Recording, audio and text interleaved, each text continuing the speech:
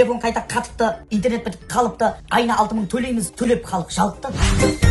Айналайын анашым, мәңгі маған панасың, тариф қосып жіберші. Қосам төле бағасын. Қанша екен бағасы? 2500 шамасы. Осындай арзан тарифті мамалар қайдан табады? 2500 бір айға ма? Әрине айға апта емес. Арзан ғой, қалай болар екен? Меніңки еш қатқан емес. Қосыламын осыған айтайықта халыққа. Біз ғана көрмей рахатын көрсінші біздің халықта.